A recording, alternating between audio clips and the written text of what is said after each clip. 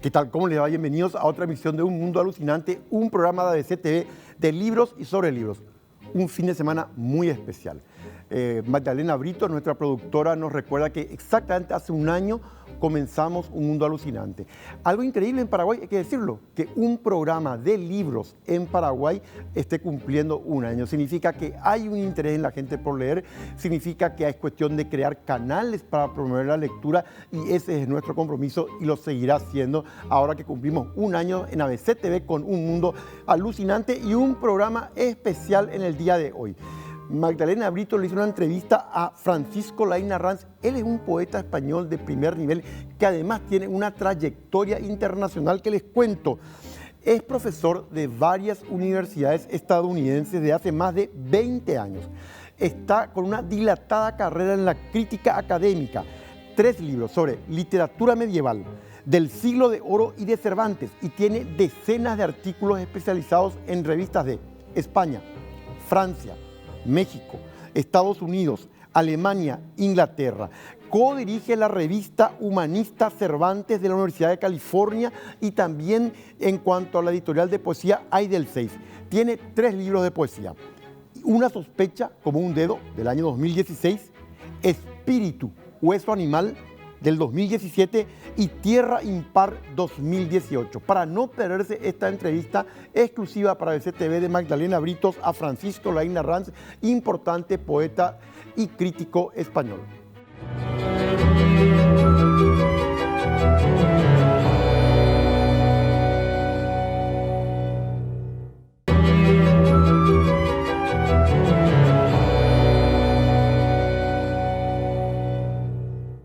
Hace muchos años, siendo muy jovencito. Hace muchos años y de hecho tengo libros guardados de cuando tenía 18, 19, 17, 20 años. Poesía. Con 17, 18 años te lo puedes imaginar, nadie me entiende, soy el ser más desgraciado del mundo, ninguna mujer me quiere, ese tipo de cosas, ¿no? Muy adolescente, muy lugares comunes por completo. Yo quería ser muy vanguardista, quería romper con el lenguaje normal. Bueno, tenía esa aspiración de ser transgresor con el lenguaje, pero los temas eran esos. Esto es difícil de creer porque suena muy bonito, suena a cuento literario, pero es así, es tal cual. Yo estuve muchos años alejado de la poesía, pero hace pocos, 4 años, mi madre murió. Al año siguiente, año y medio, murió mi padre. Cuando murieron mis padres, yo me sentí irregular, ¿no? Tenía algunas cuentas pendientes con ellos, de alguna manera me sentí culpable de ciertos abandonos. Y cuando murió mi madre, especialmente mi madre, la angustia que sentía era muy intensa y a veces muy demoledora. Y recuerdo que un día, estando en Madrid en el metro, pensé un poema. No un poema dedicado a mi madre, pero sí un poema en el que mi madre era como la atmósfera, como el paisaje, ¿no? Como el telón de fondo. Y al llegar a casa lo transcribí en la computadora y me hizo que me sintiera mucho más tranquilo. Bueno, como si tomas una medicina para un dolor de cabeza o de espalda. Una función casi terapéutica, ¿no? Al día siguiente sucedió lo mismo. La misma angustia, otro poema, la tranquilidad. El primer libro lo escribí en un mes y medio. Lo mandé a 2 editoriales y las 2 lo quisieron. Y así recuperé lo que había perdido muchos años antes. Publiqué un segundo, un tercero, un cuarto, ahora va a salir el quinto. Se está traduciendo al inglés, escribo en multitud de revistas a lo largo y ancho del mundo y ha sido un regreso a la poesía ya siendo mayor, pero de lo más fértil y de lo más agradable, porque es recuperar algo que quizás no tenía que haber perdido, pero claro, ahora con la edad practico otro tipo de escritura que me satisface bastante más. Yo quería ser tremendamente social, quería parecerme a mi hermano y quería hacer una poesía muy social y había versos que eran muy ridículos y sí me acuerdo, no sé si sería la primera, pero sí sería de las primeras, me acuerdo de las carcajadas de mi hermano y las flechas, cómo recibía yo esas carcajadas como puñaladas, ¿no? O sea, sí me acuerdo del primer verso, que es graciosísimo, que decía, los obreros están roncos de cargar troncos, era como una cosa ridícula, pero era muy infantil y mi hermano se reía muchísimo. Sí me acuerdo de eso. No sé si fue la primera, pero la tercera, la cuarta, la quinta. Sí. Era muy jovencito. Que no se crea que es grandioso por el mero hecho de escribir poesía, que le quite petulancia a todo. El ambiente poético puede ser muy abrumador y muy pedante, ¿no? Pero que la escriba, que la lea, que la guarde, que la corrija, pero que lo haga. Si está bien con eso, que lo haga y que se lo deje a las amigas, a los amigos, que lo haga, sin duda alguna. Se leen cosas que efectivamente tienen poca calidad, ¿no? Pero también antes, quiero decir, las grandes novelas, por ejemplo, los grandes éxitos en el siglo XIX, que la gente estaba esperando a que saliera la siguiente entrega en los periódicos, era una literatura de escasísima calidad. La gente consume poca calidad en general, pero no en literatura, en cine, en teatro, en música. Bueno,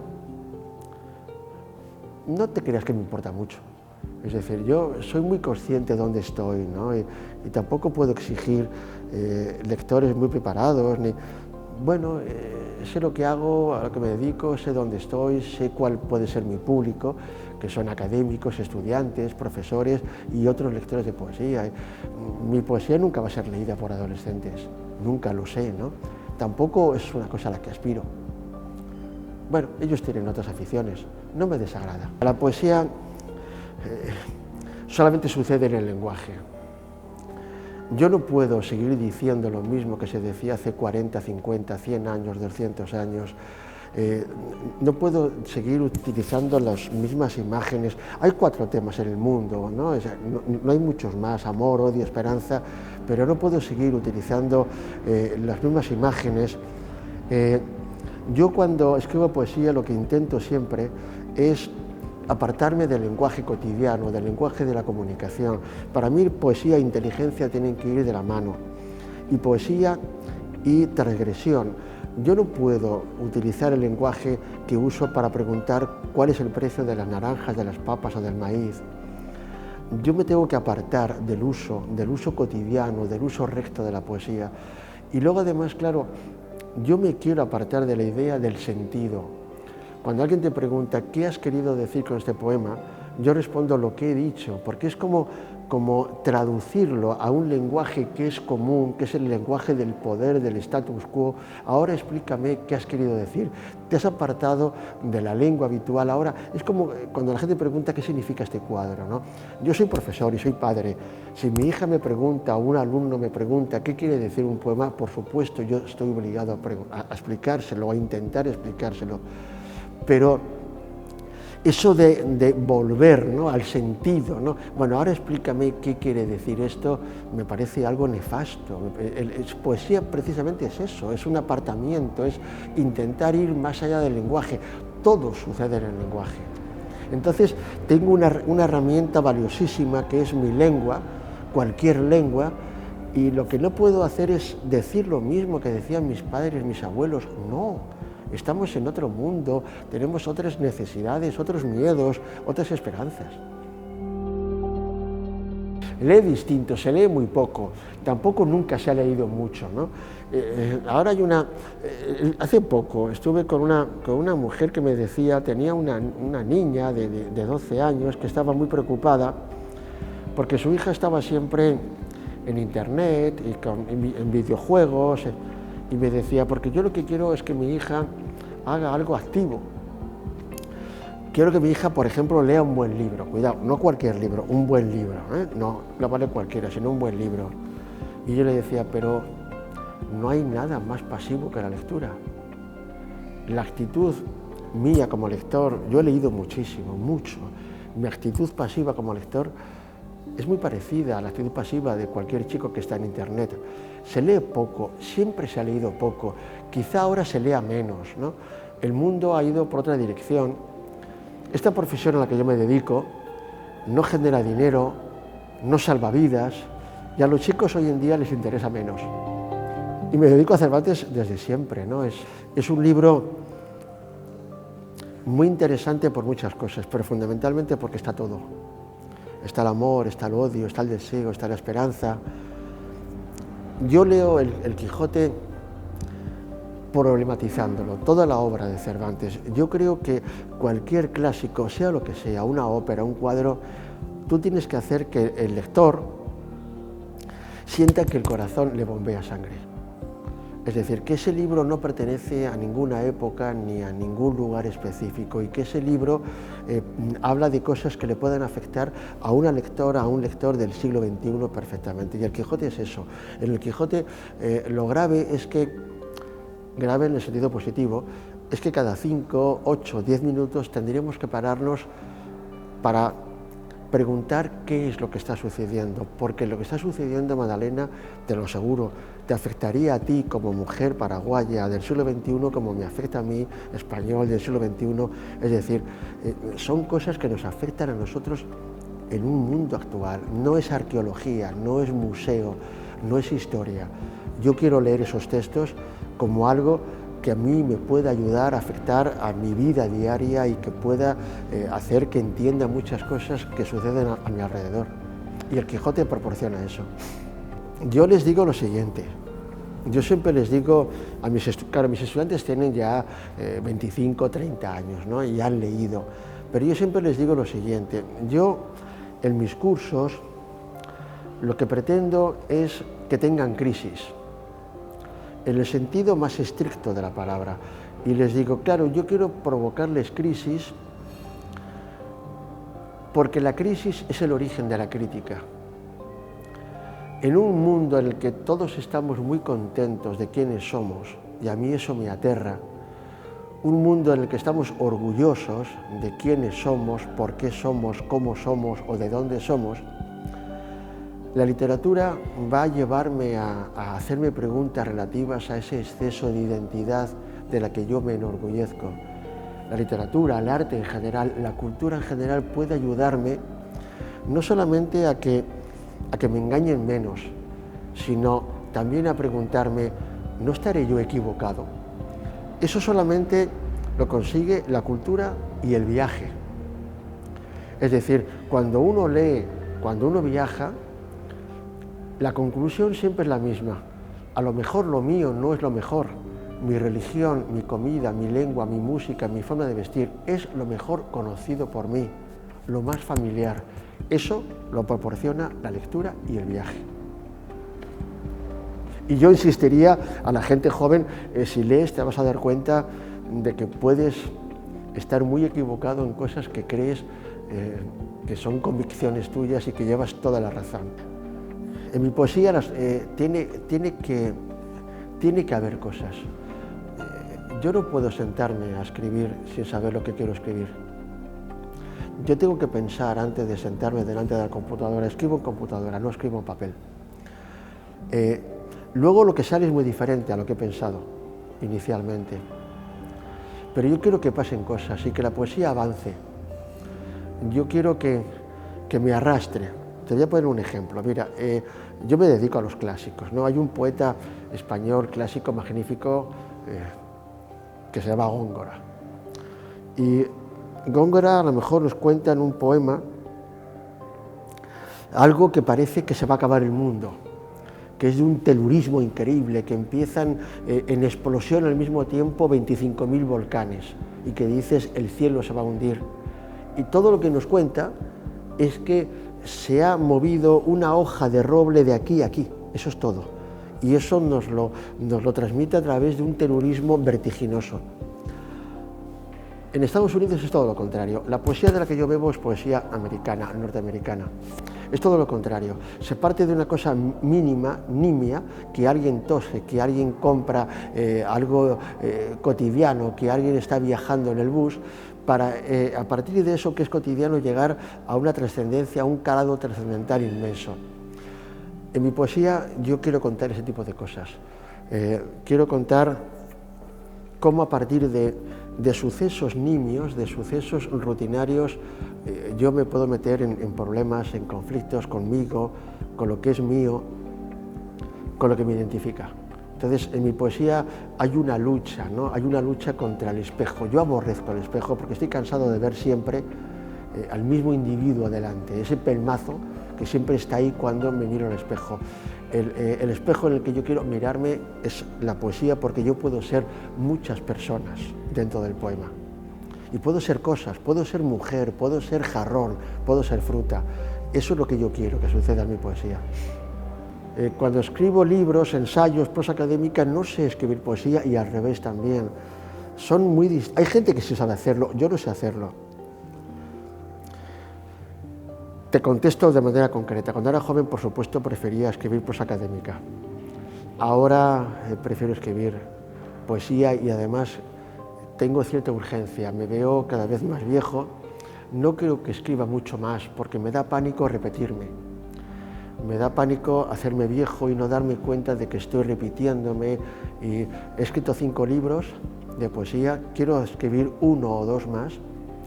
Tengo que acabar otro libro grande que llevo años académico, pero ahora quiero dedicarme a la poesía y dejarlo, o sea, escribir 2 libros más, 6, 7 libros y ahí parar. Lo primero que tiene que hacer es leer. Tú no puedes escribir si no lees, eso es seguro, tienes que leer. Lo que yo hice, por ejemplo, no sé si es lo mejor, pero a mí me sirvió mucho.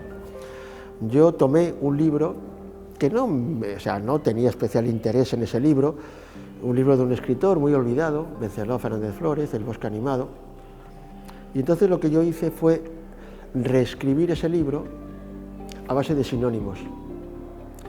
El libro original tiene 150 páginas, el mío tiene 400. Porque claro, tienes que buscar sinónimos, y al cambiar el verbo tienes que buscar otro tipo de preposiciones, y así se forma otro tipo, y escribes otro libro, y es un ejercicio magnífico. Es un ejercicio que te lleva además a momentos donde tienes que cerrar avenidas significativas, porque te puedes ir hacia otro libro, hacia otra novela o relato distinto del que quieres copiar.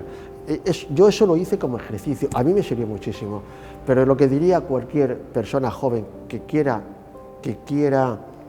escribir, lo primero, lee mucho, y después escribe lo que quieras. Da igual, no te preocupes si es bueno, si es malo, no te preocupes. Siéntate, mancha, papel, computadora, lo que quieras, pero siéntate y hazlo. Lo puedes compartir, no lo compartas, pero hazlo. Lee cosas en las que tú no te reconozcas.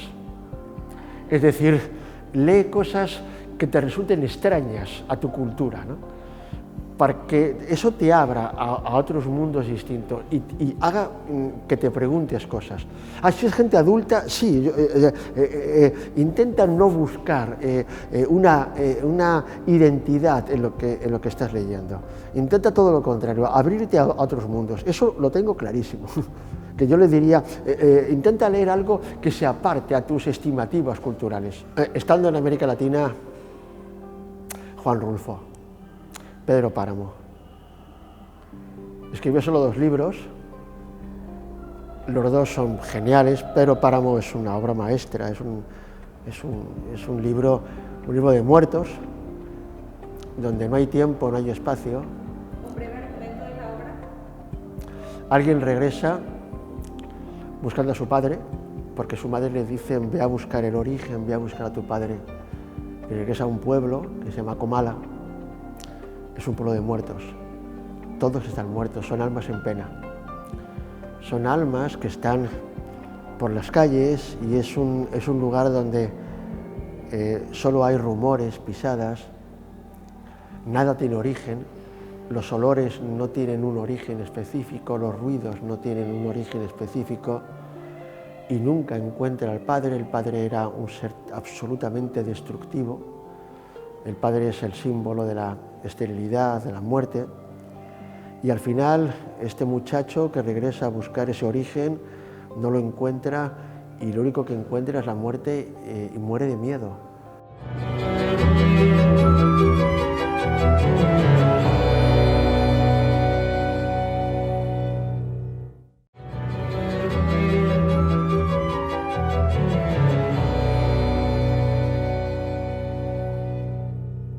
Y en cuanto a los libros de la semana en literato, sé que tiene muchas lectoras. E.L. James, Mister. ¿De qué se trata Mister? Maxim Trevelyan siempre disfrutó de una vida fácil. Gracias a su innegable atractivo, su entorno aristocrático y su riqueza, jamás tuvo que trabajar. Y además raras veces duerme solo. De pronto todo cambia cuando la tragedia estalla y Maxim hereda el título nobiliario, la fortuna y las propiedades familiares, pero también muchas responsabilidades que deberá afrontar. Pero para estas responsabilidades no se siente él del todo preparado. ¿Dónde encuentran este libro apasionante en literato, Mister, de E.L. James? Uno de los momentos más terribles que tuvo Paraguay fue la posguerra de la guerra contra la Triple Alianza. ¿Qué pasó en Paraguay a partir de 1869-1870? País totalmente devastado. Pues bien, imprescindible para entender esa época, de Gustavo Acosta, posguerra de la guerra del Chaco. Es una investigación que toca aspectos sociales, cómo la gente sobrevivió después de la hecatombe. Para no perderse, está en Servilibro, Posguerra contra la Triple Alianza, de Gustavo Acosta. Y sin ninguna duda, en esta entrevista apasionante que vimos y escuchamos de Magdalena Britos a Francisco Laína Ranz, queda un aspecto que me parece central. Desde el dolor, desde la catástrofe, desde las heridas, nace la creación. ¿Recuerdan lo que él decía? Él escribió poesía mucho antes, pero cuando vuelve la poesía, muere su madre, muere su padre, siente un vacío, asignaturas pendientes y nace la creación artística. En muchas ocasiones es así. Desde la calamidad personal, desde las caídas, desde los vacíos, surge la creación artística. Reiteramos, este fin de semana cumple un año Un Mundo Alucinante, un programa de libros y sobre libros, el único programa de la televisión sobre los libros. Es un compromiso nuestro de seguir, por supuesto, promoviendo aquello que nos hace más seres humanos: la lectura, las páginas de un libro. Nos encontramos en la próxima emisión.